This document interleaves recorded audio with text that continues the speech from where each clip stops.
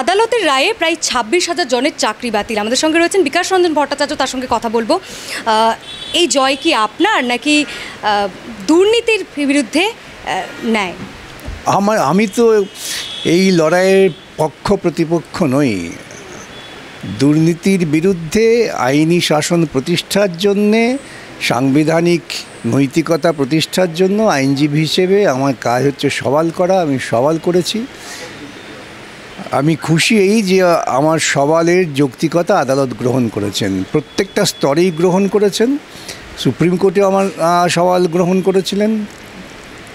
অন্য পক্ষের আকুতি ছিল যে তাদের শোনা হয়নি, তাদের ভালো করে শুনানি হোক। সেই জন্য সুপ্রিম কোর্ট ফেরত পাঠিয়ে দিয়েছিলেন শোনবার জন্য। শুনেছেন, শোনার পরে বিচারপতিরা গ্রহণ করেছেন, যুক্তিকে মর্যাদা দিয়েছেন, দুর্নীতির বিরুদ্ধে রায় ঘোষণা করেছেন। এটা গোটা সমাজের পক্ষে একটা অত্যন্ত বড় জয়। এই জয়টা সমাজের, এই পরাজয়টা দুর্নীতিবাজদের। মমতা ব্যানার্জি বলছেন এই রায় বেআইনি, সুপ্রিম কোর্টে যাবেন বলছেন। যেতেই পারেন, জনগণের পয়সা দিয়ে দিল্লি বেড়াতে যাবেন, কে ঠেকাবে? আমার তো ঠেকাবার কোনো অধিকার নেই। যাবেন সুপ্রিম কোর্টে, কে বাধা দেবে? তো সরাসরি বিচারপতিদেরকেও তো আক্রমণ করেছেন যে এই যে 12% সুদে টাকা ফেরত, বেতন ফেরত দেওয়ার জন্য বলা হয়েছে, এই নিয়ে বলছে যে আপনাদেরকে টাকা ফেরত দিতে বললে আপনারা পারবেন না। বিচারপতিরা তো আর দুর্নীতিমূলক প্রক্রিয়ার মধ্য দিয়ে নিযুক্ত হন না, সুতরাং তাদের টাকা ফেরত দেওয়ার প্রশ্ন আসে না। দেশের আইন বলে একটা বিষয় আছে। মমতা তো আইন নয়, মমতা হচ্ছে তো সমস্ত রকম দুষ্কর্মের প্রতিনিধি। আইন মানতে হবে। আইনটাই হচ্ছে যে নিয়ম মেনে সংবিধান সম্মতভাবে সকলকে সমসুযোগ দিয়ে তবেই চাকুরি, শিক্ষকতা, যে কোনো পদে মানুষকে কাজে লাগানো যেতে পারে। মমতা লোকের থেকে টাকা নিয়ে চাকরি দিয়েছেন। এখন মানুষ যারা চাকরি গেছে তাদের উচিত মমতাকে ঘেরাও করা। মমতা ব্যানার্জি তো পাল্টা বলছেন যে এই চাকরির হারাদের পাশে তিনি রয়েছেন এবং পাশে থাকার বার্তা দিচ্ছেন তিনি। তাকে তো বার্তা দিতেই হবে, কেন? তিনি দুর্নীতি করেছেন। আজকে তার দুর্নীতির জন্য এই লোকগুলোর চাকরি গেছে। এখন যদি মমতা বলেন তাদের পাশে নেই, তাহলে এরা তো পিঠের চামড়া তুলে দেবে। সেই জন্যই পিঠের চামড়া বাঁচাবার জন্য তাদের পাশে আছেন বলতেই হবে তাকে। 10 লক্ষ চাকরিরও প্রস্তুত, এই কথা বলেছেন মমতা ব্যানার্জি। তো 10 লক্ষ চাকরি প্রস্তুতি কবে থেকে শুনছি আমরা? তুমি তো 10 জনেরও চাকরি দেওয়ার ব্যবস্থা করছেন না। 10 লক্ষ চাকরি আছে, শূন্য পদ থাকলে উনি বিজ্ঞাপন দিয়ে চাকরি প্রার্থীদের কাছ থেকে আবেদন করুন। তারা আবেদন করবেন, সঠিকভাবে স্বচ্ছভাবে নিয়োগ প্রক্রিয়া চালু হবে, নিয়োগ হবে, এতে সবাই সাধুবাদ জানাবে। করুন না, কে বাধা দিয়েছে? আদালত তো বাধা দেয়নি। আদালতের রায়কে বেআইনি বলা, বিচারকদের এইভাবে আক্রমণ, এইগুলোতে কি আদালত অবমাননা হয় না? মমতা ব্যানার্জি কি আদালত অবমাননা করেন? বিচারপতিদের গালমন্দ করা এটা তৃণমূলের রাজনৈতিক সংস্কৃতি। যখন মমতার নির্বাচনী মামলা, বিচারপতি কৌশিক চন্দ্র বেচারা তখন সবে নতুন বিচারপতি হয়েছেন, তার কাছে শুনানির জন্য এসেছিল। শুনানি হওয়ার আগে থেকেই মমতার চেলা বাহিনী রাস্তায় নেমে পড়েছিলেন, মিছিল করেছেন, অসভ্যতা করেছেন, বিচারপতিকে গালমন্দ করেছেন। তারপর বিচারপতি 5 লক্ষ টাকা জরিমানা করেছিলেন মমতার বিরুদ্ধে। সেই 5 লক্ষ জরিমানার টাকা জমাও দিয়েছেন মমতা। তারপর সেই মামলা সেই বিচারপতি ঘর থেকে অন্য ঘরে শুনানির জন্য গেছে। এটা ওদের রাজনৈতিক সংস্কৃতি।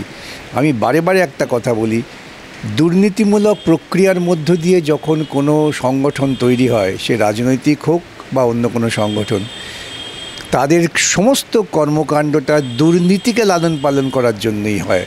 এবং দুর্নীতিকে লালন পালন করতে গেলে সুনীতি বজায় রাখার জন্য যে সমস্ত প্রতিষ্ঠান আছে ভারতবর্ষের সংবিধান মোতাবেক, এই প্রত্যেকটি প্রতিষ্ঠানকেই আক্রমণ করতে হবে। সেই আক্রমণটা মমতা তার রাজনৈতিক দৃষ্টিকোণ থেকে করছেন। বিচারপতিদের গাল দিচ্ছেন। আগে একজন বিচারপতিকে গাল দিচ্ছিলেন, তারপর আরেকজনকে দিয়েছেন, তারপর আরেকজনকে দিয়েছেন, এখন আর নতুন 2 বিচারপতিকে গাল দিচ্ছেন। ওরা সবাইকেই গাল দেবেন। 2 দিন বাদে আমরা শুনবো সুপ্রিম কোর্টের বিচারপতিরা ওরা গাল দেওয়া শুরু করেছেন, কেন? সুপ্রিম কোর্টে যখন হস্তক্ষেপ করবে না। এটা ওদের সংস্কৃতি। এইসব মন্তব্য করার পর মমতা ব্যানার্জি এমনও বলেছেন যে কি করবেন, আমাকে জেলে ভরবেন, জেলে যেতেও প্রস্তুত আমি। না, জেলে যেতে প্রস্তুত না, ওকে তো জেলে যেতেই হবে আজ কিংবা কাল, সুতরাং সেটা বড় কথা নয়। কিন্তু দেশের নেতারা জেলে যান দেশের স্বাধীনতা বজায় রাখার জন্যে, মুক্ত বাতাবরণ তৈরি করার জন্যে, সুস্থ চিন্তার পরিবেশ তৈরি করার জন্য। আর মমতা জেলে যাবেন দুর্নীতি করার জন্য। এই পার্থক্য এখানে। কিন্তু এই যে এতজনের চাকরি চলে গেল, এখানে একটা প্রশ্ন তো উঠছে যে এখানে তো শুধু অযোগ্য নয়, যোগ্য চাকরিজীবীরাও রয়েছে, তাদের চাকরি বাতিল হল, তাহলে এই যোগ্য যারা চাকরিজীবী তাদের কি হবে? কে যোগ্য আর কে যোগ্য নয় কে বিচার করবে? আমরা তো বিচারপতি জানতে চেয়েছিলেন তো যে কে যোগ্য আর কে যোগ্য নয়, বিচারের পদ্ধতিটা কী হবে? এক ঝুড়ি আম আপনার কাছে আছে, সব পচা, সেখান থেকে আপনি খুঁজে খুঁজে কোন আম পচা নয় এটা বার করতে পারেন না।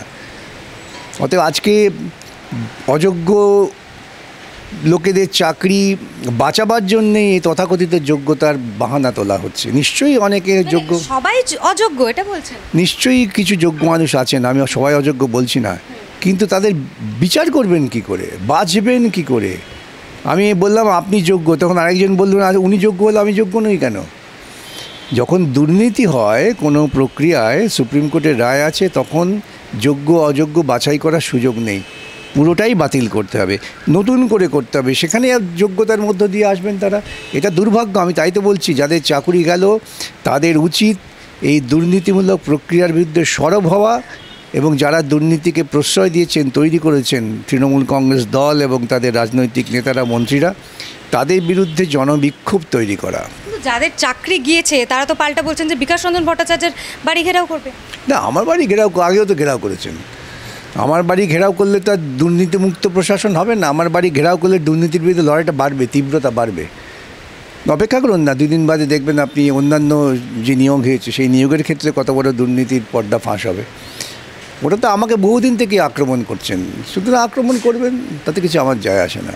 কোথাও গিয়ে কি তাহলে বলতে চাইছেন যে 2011 পর যত নিয়োগ হয়েছে সব ক্ষেত্রেই দুর্নীতি রয়েছে? 100% ক্ষেত্রেই দুর্নীতি আছে। দুর্নীতি, যার জন্মবৃত্তান্তের ইতিহাসটা দুর্নীতিমূলক, সে দুর্নীতির বাইরে থাকতে পারে না। কিন্তু এইভাবে যদি এই যে যারা চাকরি পেয়েছিল তাদের চাকরি যদি এরকমভাবে সবার চলে যায়, একটা তো প্রশ্ন উঠেই যায়, সত্যিই রাজ্যে তো তাহলে আবারও বেকারের সংখ্যা আরও বেড়ে গেল। এটা কোনো যুক্তি হলো নাকি? ভাবুন তো, যারা দুর্নীতিমূলক প্রক্রিয়া চাকরি পেলেন আর যোগ্য কয়েক লক্ষ লোক তারা সুযোগ পেলেন না। ভারতবর্ষের সংবিধান বলছে সবাইকে সমান সুযোগ দিতে হবে। সেই সমান সুযোগটা আমি না দিয়ে আমার পকেটের কিছু লোকে তাদের টাকা দিয়ে চাকরি দিলাম, এখন এসে বলবো কেন তাদের চাকরি যাবে? এই যে আরও 2.5 লক্ষ 3 লক্ষ ছেলে মেয়ে যারা দরখাস্ত করেছে তাদের ভাগ্যের কথা কে ভাবছে? শুধুমাত্র 25,000 মধ্যে নিশ্চয়ই যোগ্য লোক আছেন, কিন্তু সেই যোগ্য লোকেরা আজকে ভুগছেন কেন? ভুগছেন এই দুর্নীতির জন্যে। সুতরাং এই দুর্নীতির বিরুদ্ধে আরও সরব হতে হবে।